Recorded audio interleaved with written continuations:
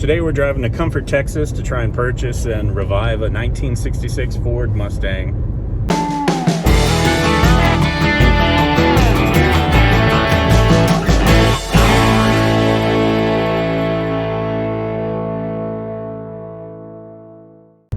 I found this car on Marketplace, and it was originally listed at $10,000 several weeks ago, and the price progressively went down, and yeah, it ended up at $3,800, and we're hoping to be able to get it for $2,500. So some of the obstacles we'll be facing: there's no keys for the car; they were misplaced a long time ago. They do have a clean Texas title, and there's no battery or anything like that. I don't know if we're even going to try to go that far. I think we'd be fine if we just try to turn it over, make sure the motor spins, and go from there.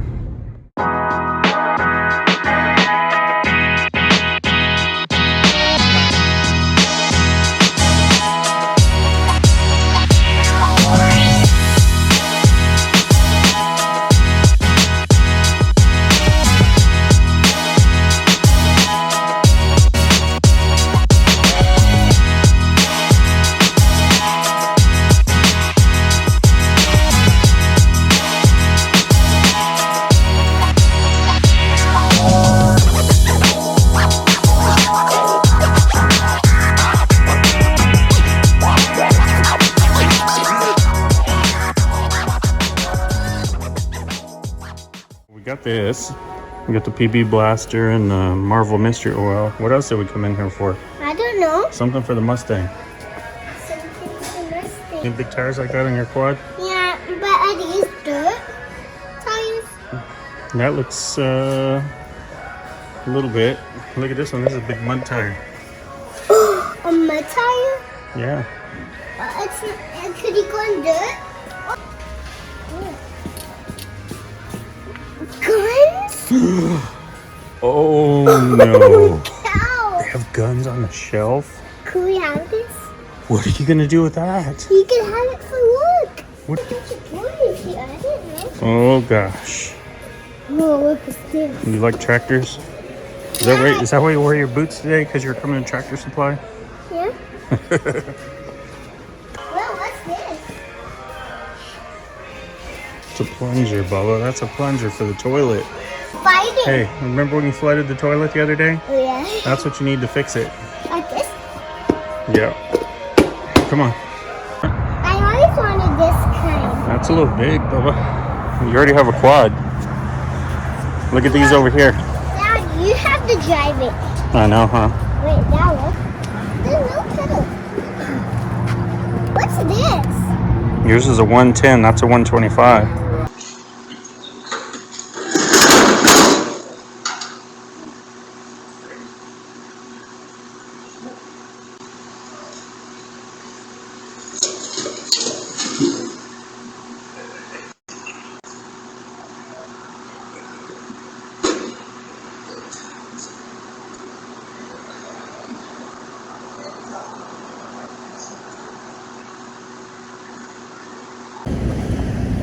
What do you do?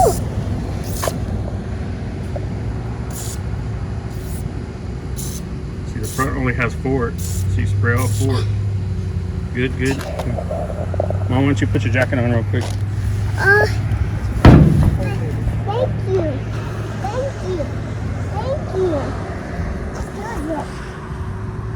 you. Get your PB Blaster. Make sure that little thing is pointing straight. Yeah.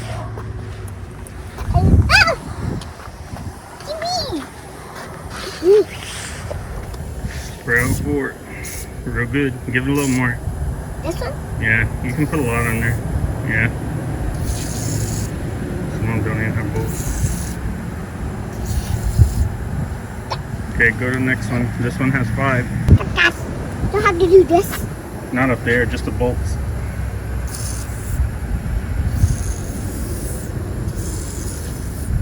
Give them a little more. And which one? They've been sitting there for 30 years, all of them. Spray them again.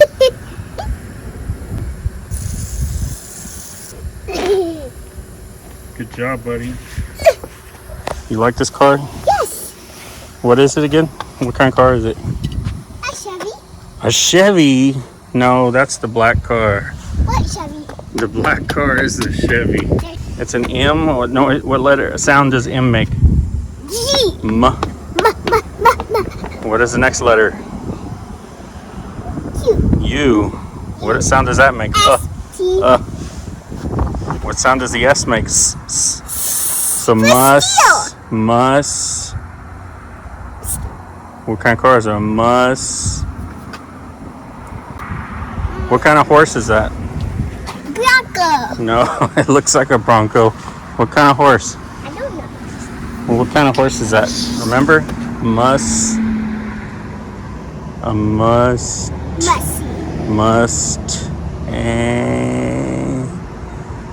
A Mustang. So it's a Ford. It's a dirty Ford. Like this with a lot of hope. Yeah, not today though, because it's already getting dark and it's cold. We don't want to get sick. You like it so far? Yes. What are you gonna do Did now? you look at the inside? Huh? Did you look at the inside? I have to get in. Okay. How do I get in? What is it? We've got some parts in the way, but just step over them. That's how you're gonna drive it? Yes. Well, I hope it runs. Oh, you're gonna be one of those crazy drivers, huh? Yes. Oh gosh. You're gonna drive like your mom.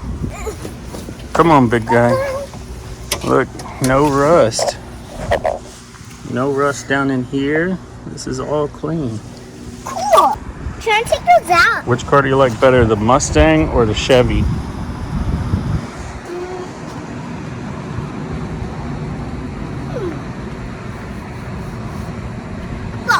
Both? I like the Chevy better. I like this one more, and I like that one a little bit. And this one could be nice too. Probably I like that one more. Yeah, that one runs. We could actually drive that one. Yay. This one is going to be a while. Ah. This was originally a straight 6 I understand the swing puppy. with 3-speed standard. Dad, It had the standard interior with bucket seats. this wheel looks cool. On this, Yeah. On this part. Yep. Because I was keep going around. Yeah, you did a good job. Now it's going to be easier to take those bolts off. And that one? It was manufactured in San Jose, California. Oh, because I was spinning round and round and round. Yep. And delivered to Phoenix. Wait! And then we know at some point it made its way to Austin. One of my friends, that's little, and his name's Phoenix. Hey, really? Yeah. Is his last name Arizona? No? And if you look closely, right here, it says Ostentatious Autos. That's a small car dealership in Austin, Texas. It used to be off Burnett. And then they opened up a larger lot in Cedar Park, maybe in the early 2000s or so. But I have a connection to that dealership because I bought one of my first cars there. I think I ended up buying 2 cars from them. And I got to know the owners of the place, Lloyd and Neil, I believe, really well. And I think Lloyd has since passed away. I could be mistaken, but I think he passed on. But it's kind of weird that, hey, Bubba, don't play with that gasoline. Put that down. No, that's dangerous. Put it down. It's really odd that a car would pop up with that company name on it. I haven't thought about that company in years. So this car was last registered and inspected in 1995. And I don't know if that's around the time they bought it from Ostentatious, but it was around the same year. I think it was 93 or so when I bought a Honda Civic from them, the first car I bought from them. So really strange. But anyway, it made its way from Austin to San Antonio, and it was sitting on a trailer in Comfort, Texas for the last year and a half, I guess. And the guy I bought it from, his nephew had bought it from him many years ago and did the V8 conversion, started to do the front disc brake conversion. He actually put I believe it's an 8-inch axle, 5 lugs. Alright, he already did that. He put the master cylinder and brake booster on, but never actually put the spindles, rotors, and all that. Yes. What should I do now? We're about to go in because it's really cold. We're just making a video first. Who are you talking to? I'm talking to the YouTube people. Say hi. Hi. Say don't forget to like and subscribe. Don't forget to subscribe. Good job.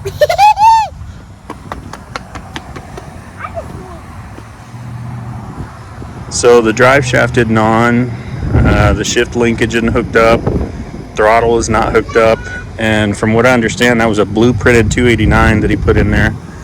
And he had it custom built and ran it maybe 20 minutes tops, and just for testing purposes. After that, life happens. He put the car off to the side, never finished putting it together. So that motor has been sitting for maybe 27, 28 years unstarted, and we're going to be very careful not to scar the cylinder walls before starting this thing up. So we'll soak it in a little mixture of Marvel Mystery Oil and ATF fluid, just a little bit, and let it sit overnight before we even mess with it. It won't turn over by hand, so I'm not going to force it, and we'll let that soak for a little bit and then try to turn it over by hand and see if it made any difference. Then hook the breaker bar up to it. It's got a Holley 4-barrel carb. It's got a Mallory electronic ignition. And from what I heard, the nephew spared no expense when he had that motor built. So, yeah, it makes this car really unique. I'm anxious to see what it sounds like, and maybe that'll be, super motivating to hear it run and get us on the move. So it came with a new set of 15x7 American racing wheels. They're aluminum wheels.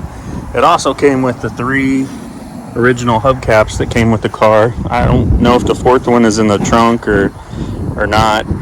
I found the ignition key for it, but I haven't run across the door and trunk keys. I can see through the trunk from the back seat, and it looks pretty empty. So all the glass is good. The windshield has one little stone chip. Can't really see it. Yes, sir. Well, I'm gonna try to move this thing on the back of the. You're gonna put it behind the back wheel so it doesn't roll? Yes. Okay. This is heavy. Yeah, it's a little heavy. I can't lift it up. You need help? Oh, you got it. Bring it over here. Let's go this one. This one's better. Oh, it's heavy. Just put it behind there, behind this wheel. This one? Right here.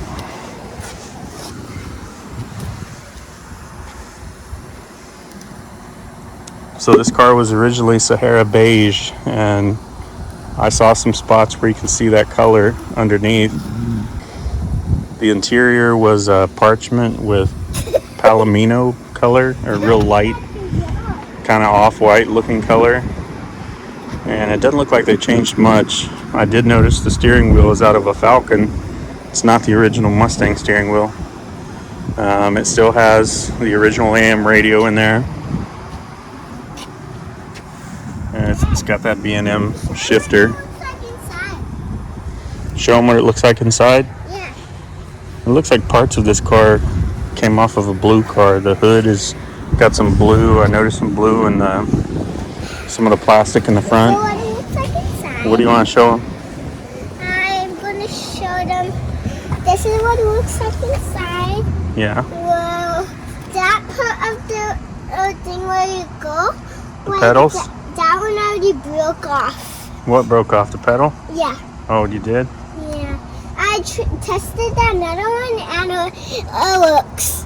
Okay, so the brake works? Yes, that one did not fall off when I put my foot on it. Good.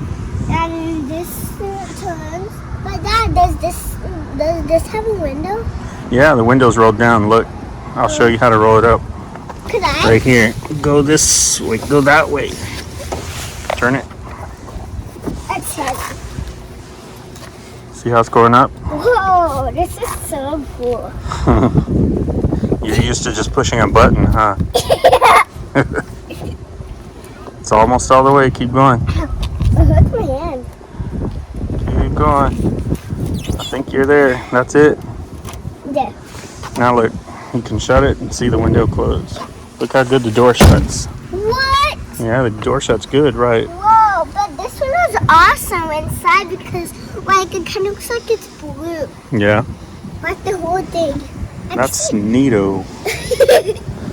Very neat. That's how that car is too. It rolls down too.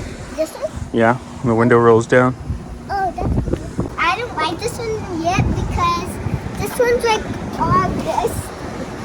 Is Mom gonna drive this one when we fix it up? Yeah, and we should put a car seat in there. Put a what in there? We should put more seats. Oh, a car seat, a booster seat? Yeah, and car seats. Yeah. And some chairs because those chairs are like wires. Yeah, we'll have to do that. Yes, I think it came with seat belts. if I 1966. Like if I touch the wires, I'll stick my hand like really bad. Yeah. Don't want to do that.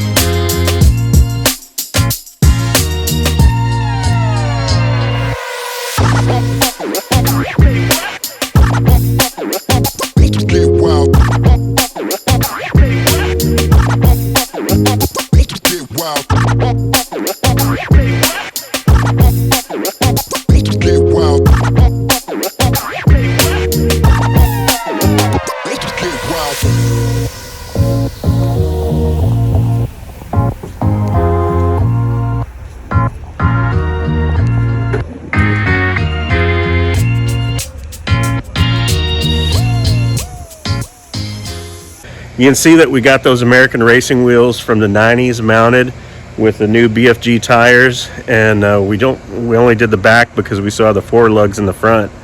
But since it's got that bigger axle with the 5 lug, we went in and put those on. So since the front tires will hold air, we can actually push this thing around now, because right now we're taking up pretty much the whole driveway. We can't really get anything in or out where it's at. So we also hit it with the pressure washer, took off a layer of paint. And the only area that the paint didn't come off of is this door, which indicates that door was either replaced or worked on by a body shop that actually painted it correctly. The rest of the car, that's Earl Scheib or Mako. It was probably when this car belonged to Ostentatious Autos. They took a lot of cars to the cheaper, paint shops to put a cheap, thin coat on there and then turn around and sell them. So that door was worked on at some point after the fact, but it opens and closes great. Both sides do. We did find some rust in the floor pan behind the driver's seat. We haven't pulled the carpet up all the way, so we don't know exactly how extensive it is. I'm guessing we're going to end up replacing the floor pans on both sides, but the floor pan under the back seat looks perfect. As far as mechanical, we did get it to turn over perfectly now. I mean, it sounds real strong. There's no spark though. So I narrowed that down. That box back there, the ProMaster coil that's mounted on the firewall. So that coil, that's part of this Mallory Unilite, HEI ignition system. It's obviously back from the early 90s. Everything I looked up on it refers to it as classic. So that is preventing spark from going to the distributor. I found that there's a couple of wires that are not even hooked up to anything. You can see back here, there's one that's broken off right there.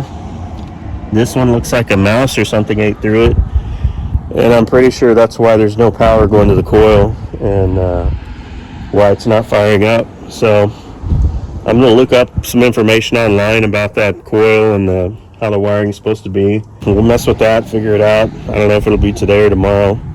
We're going to go to my nephew's house and have a late Thanksgiving over there. The inside's a little bit cleaner. Stephanie went through and took all the stuff out. Now you just have rusty looking carpet. All the parts and stuff are out. She still has to vacuum and do all that, but look how effortlessly that these doors close. It just slams every time. It's not drooping or anything. Solid.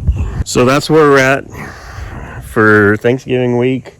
If you look over here, I've had the 52 Chevy sitting on the trailer since last Saturday.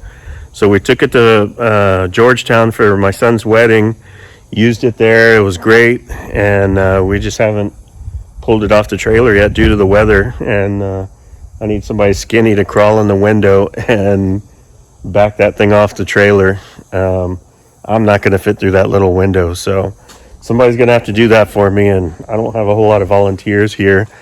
The downside to your kids growing up and moving away, going different directions, steel's not big enough to get in there, so who does that leave? That leaves Stephanie. So Stephanie's going to have to crawl in the window of that car and back it off the trailer. I'm just going to push her off, and that's why I have it back there in the field. So once I push her off, she'll just roll until she stops, and hopefully that'll be good. But we need to get that off so I can return the trailer to my friend. Then we can get back to work on this 66 Mustang. Ready? Yep, go ahead and start it.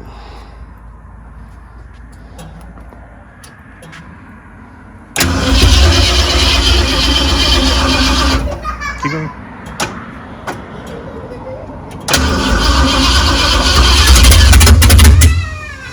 Keep going.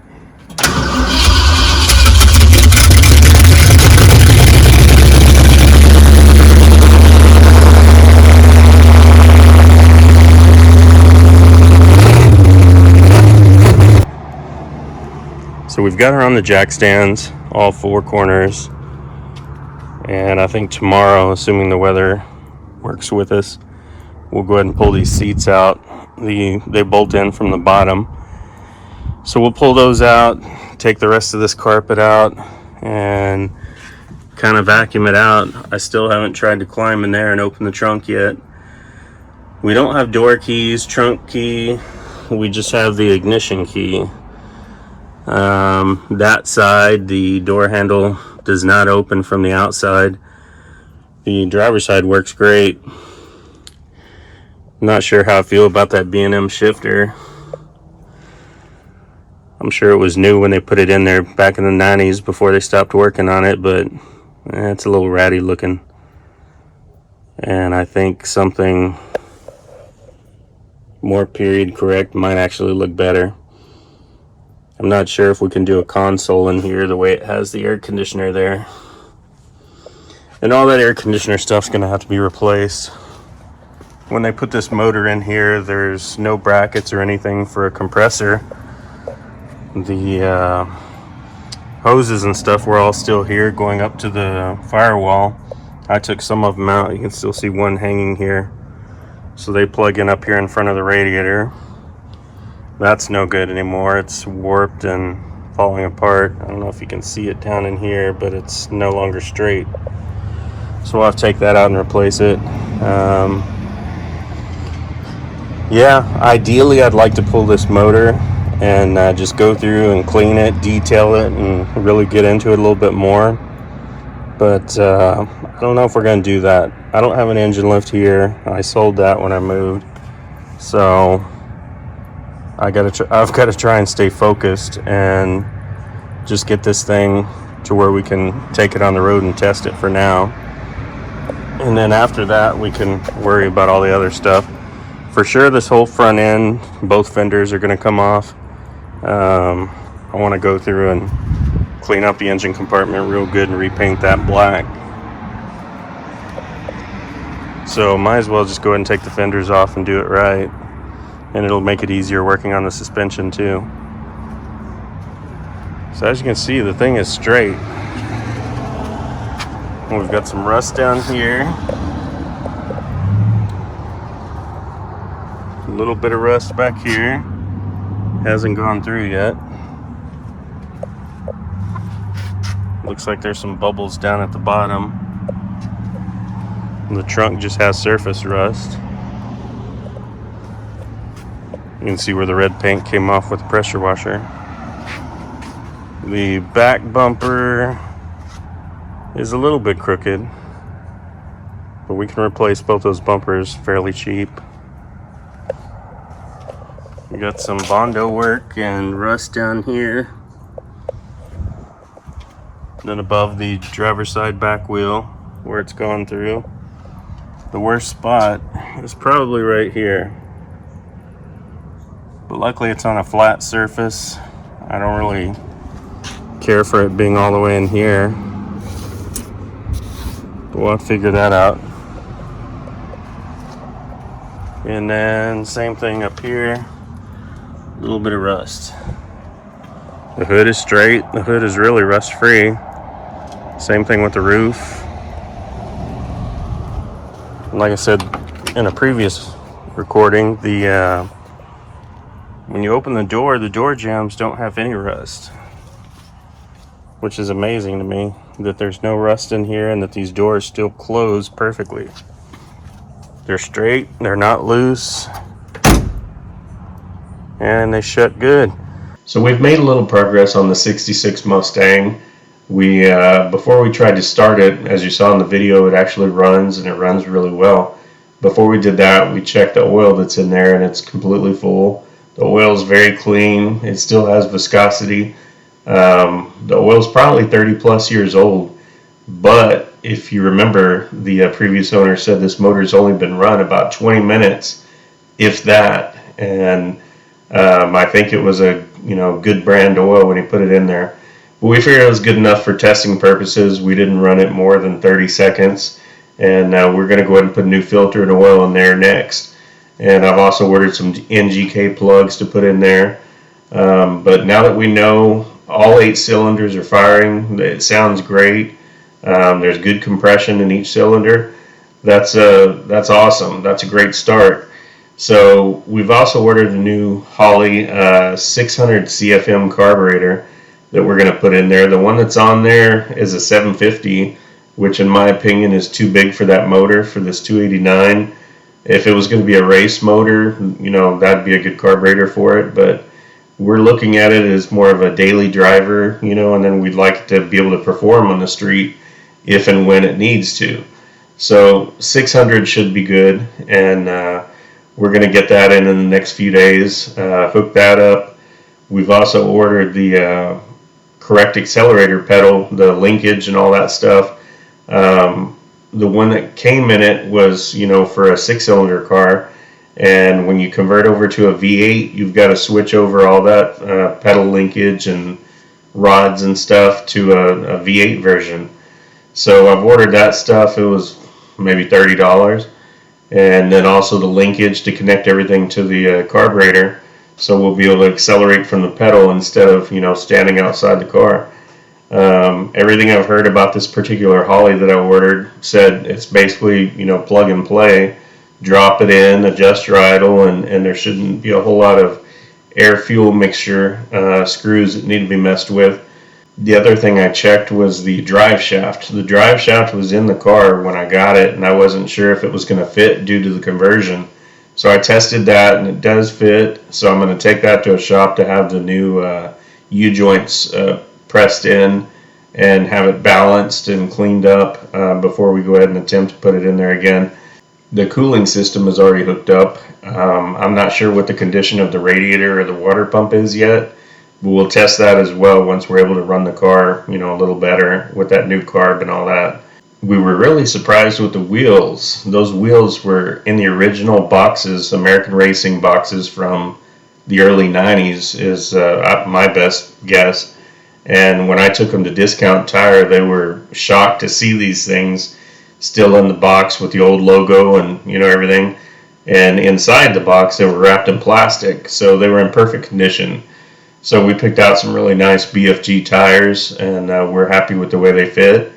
And we'll be excited to see it with all 4 on there once we get the new spindles and hubs for the front set up. All of the fuel lines need to be replaced. They recommend replacing, if you're going from a 6-cylinder to a V8, replacing all of your fuel lines.